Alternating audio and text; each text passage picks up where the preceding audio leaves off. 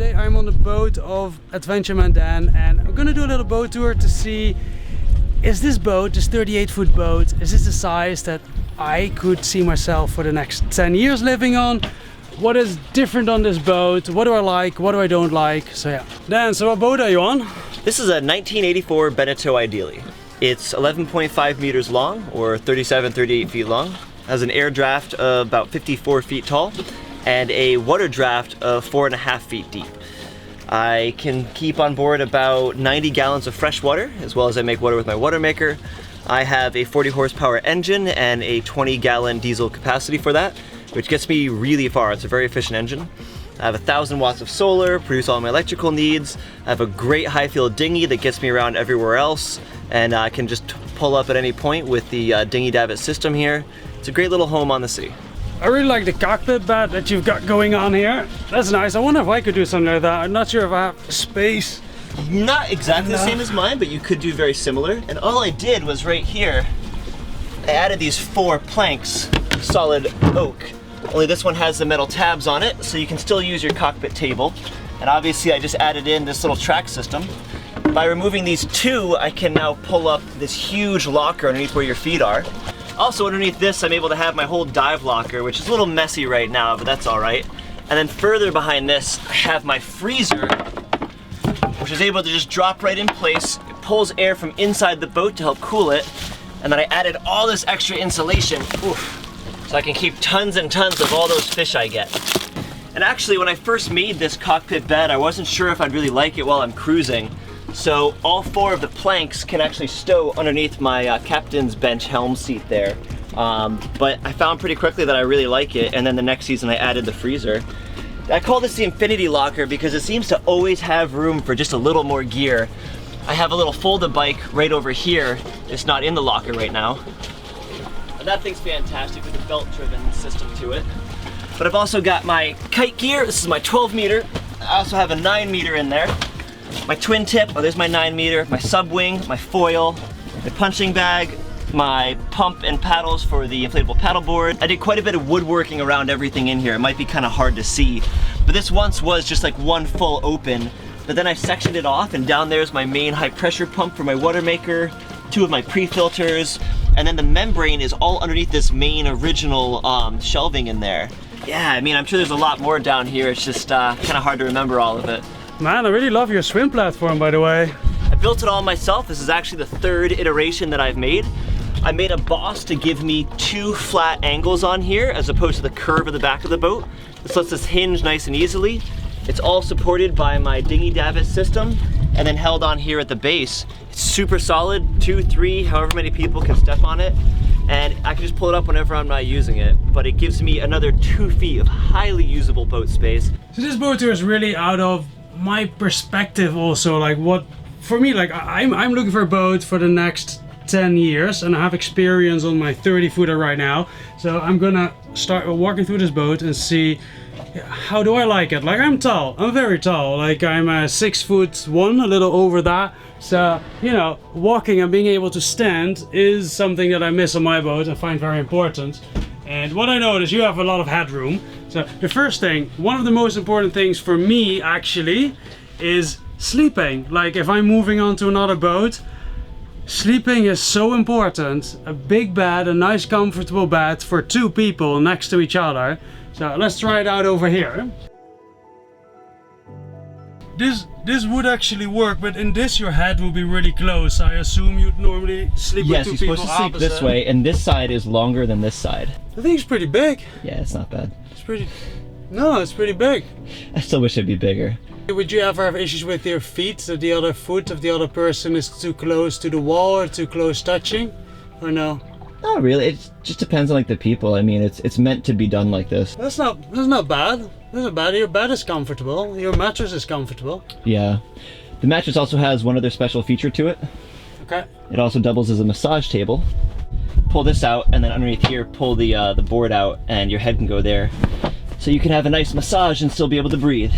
Like I'm thinking, if I have a boat and I potentially have guests over, tall Dutch guest friends of mine, would you actually be able to have them comfortably sleep over here? Like, is it like Like I need 6'1", but then your pillow, you don't want to be with your head against the wall. Yeah, so this would be fine for like temporarily, but if I would long-term sleep here, like my feet touching the wood is getting annoying. I know this because I have this on my boat, so it's no problem because the other beds are big.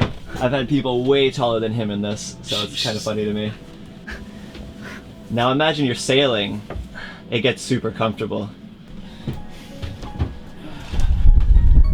So you sleep here? I usually do when it's just me by myself. Okay.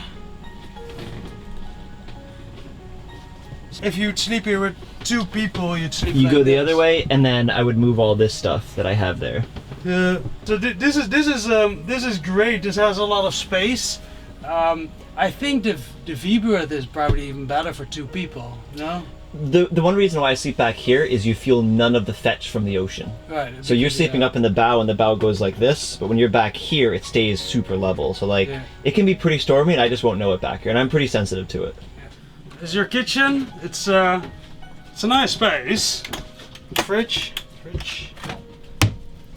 Oh, you do got a big fridge. That is nice. This is definitely bigger than mine. Mine looks big, but definitely is not as big.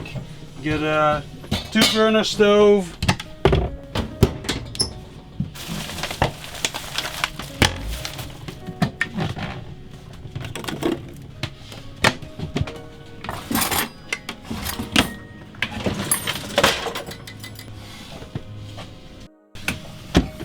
For me, as I'm sitting a lot behind my computer, and now I just have the computer on my lap, which is not really ideal. This actually looks. You made this yourself, right? Mm-hmm. Oh, I got space for my knees here. That's nice. I actually cut this out. This is where your knees would have gone to. Okay. But I cut all that out, and then I used that wood from that to continue it onward to make it flush with everything, as well as then added extra space here, and then redid the cabinetry here for more computer electronic stuff, and ran 12 volt to charge things here. Nice. No, this is nice. This is comfortable. This is nice.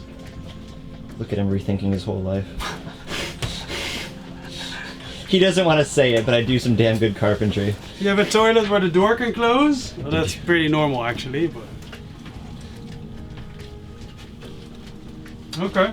Is it a shower too, or you just don't use it as a shower? It is a shower. That handle will come out, and then you have a wet floor here that will drain to the bilge. But I don't know. I think I've used it once ever. Otherwise, I always just shower off the back. Okay. And then I keep some of my tools in here if you want to open up both of those too. See, I keep my most needed tools right here ready to go. And then you dig a little bit further back, you can get pretty much anything else in there. Okay. In here, there's tons of storage space in there. Yeah. And then directly behind you is a ton of space. I call that my chemicals closet. That's a great space to store a ton of stuff.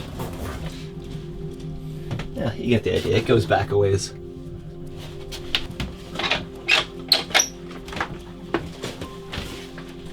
Looking a little dirtier than normal. Need to get in there and do some cleaning. Engine's looking pretty clean. What is it? This is a Volvo D240. It is a 40 horsepower diesel engine, and the thing is very reliable. Okay. All right, so this is some of my electrical house systems. My 1000 watts of solar panels comes in and through to these 2 separate MPPT solar charge controllers. So I have 100 volts by 50 amps. But all this comes down and in, and then underneath us here are the lithium battery banks that I made myself. It was pretty cool. I got the 3.4 volt cells from China directly, and then put it all together myself. It looks like a bomb when you're done. But I now have, oh my goodness, I think 570 usable lithium amp hours of 12 volt battery, which is great for the boat. And then as well as connected up here, this is a Victron Multi Plus 3000 volt amp inverter. He's got a dolphin platform here in front of the boat. That's pretty cool. I like your deck space. It's good enough.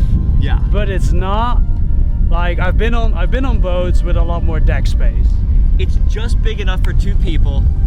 And what's really cool is the center cushion for the cockpit bed perfectly fills this whole space. But for doing yoga for one person, it's just perfectly enough. Like I said, like, yeah, I would love it if this exact boat was like 3 or 4 feet longer. That would give me that much more. But this boat is just perfectly enough to barely do everything, really, and like comfortably and enjoyably. I'm on a 30-foot boat, you're on a 38. Yeah. I bought mine 2 years ago. I did a 6-month refit, which definitely wasn't really ready to go after those 6 months. I didn't really know that. Anyway, left anyway, went from Guatemala to Honduras, Cuba, Jamaica, Bahamas, Turks and Caicos, Dominican Republic, Puerto Rico, Grenada, and then many of the islands in the East Caribbean to here in St. Martin. And you've actually done a pretty similar route, but you own the boat longer. Yeah, I've had the boat a bit longer. I've done the whole East Coast of the US, a bit around Florida, the Keys, Bahamas, and then Turks and Caicos. A lot of what he said there. Most of you guys know my boat. In case you're here for the first time, I have a Elberg 30 foot, pretty big bedroom. My toilet is over here. Living room, which basically is 2 couches, and kitchen area, my control panel, engine. My cockpit is pretty reasonably sized for this size boat, and this is my deck space. Actually, Dan on his channel made a full video about my boat, so if you want to know more, see a tour of this boat, go check out his channel, Adventureman Dan. Do you like your boat? Ooh, do I like my boat? So, I think what we do a lot in life is compare ourselves to others. Yeah. And if I compare myself to almost anyone else, I don't like my boat. Because everybody has a bigger boat with more space, it seems like. No, I noticed you said almost everybody else. I mean, there's other people, you know. I love giving them shit for that. Randomly. But if I would take comparing myself to others, yeah, I mean, actually, like, I used to live in a van and it was a lot smaller. Like, for me, it's not a small boat. I went from a van to this, so it's actually an upgrade in living space. Yeah, it's twice the size. So, no, I think everybody has a love-hate relationship with their boat. Yeah. Because, you know, you love her when it's nice, and when you're working in a hatch upside down to fix something. As we were talking the other day, yeah, love-hate relationship that everybody does. To answer my own question there with that, I do love my boat, and I didn't always love my boat. But I feel like the same thing with cruising is, over the years I've owned my boat, I've steadily improved it. The water maker this year has been a big thing. The more I do it, the more I love it, and I have people on my boat, and people just have great things to say. I've made a lot of little innovations, the cockpit, bed up there, the editing station, the swim platform, the massage table bed. So I've done a lot of these like little things to improve the boat that make a big difference. I mean, the swim platform is like, and like the solar array whole section, I can put a hammock up there. Like, I've designed the boat to do everything I want it to. I think from all the women in the world, I think 3% would be possible to actually live on this boat. Yeah. Full time. Yeah, and I think it's a high number too, 3. I just want to say that I just want to make and 1% on my boat. If you would have done it again, make this boat ready, what would you have done different? What could you advise to people watching? The thing is, by getting a sailing mentor, big thank you by the way to Don Radcliffe. He's the guy who really helped me out. He was just a very experienced sailor, among other things, a great guy. He helped steer me away from boats that I might have otherwise fallen in love with. I'm generally a very frugal person, so I value the money that I've saved, so it was hard for me to fall in love with a boat. But what would I do different? I think this boat is as small as it can be while still being able to be a full house for multiple people. It's as small as it can be while still having all of its electrical needs, all of its, honestly, sustaining needs. I have 4 small gardens, as well as them through my spearfishing and provisions on board. I mean, me and another person could easily be on this boat, I mean, with just the provisions for a year, without ever going to land or anybody else. And through ocean harvesting, theoretically it's indefinite. But the truth is, like you said very well, that if you go to buy another boat, you have to put in all this time and money to then get that fun back out of it. You have to reinvest your time. Right. And the truth is, like, this boat just does everything that I need. It gets into shallow places with my 4.5-foot draft. It sails well in the open ocean with sails that are older than I am. So you've gotten to see the boat now, and you know a bit of its capabilities and what it can do. So I'm curious, would this boat be good enough to be your forever boat? At this moment I'm a little afraid of offending you if I would say no. I really like the space and the boat. I really do. And it's you are also a content creator, so a lot of things are really set up that are really I like 90% Oh no. of your boat. Oh no, is 90 good enough? I mean, that's a pretty good score. It's a pretty good score. 90% is a pretty good score. Yeah. 90% is a pretty good score. I still would like my sleep comfort. I would like to have a full aft cabin with a full double bed where... So you want like the center cockpit then? That gives you that full bed in the very back. Yeah, or just like a lot of like... no, but a lot of like sloops, 40 foot plus these days have that too. Yeah. And just like that the bed is a little more like a real house. For the rest the rest of the size is big enough. It's perfect. So 90%. You should just I'll take 90. That's I mean I graduated with like a 67, so 90% is good enough for me. Well, thanks guys for following along, and see you next time.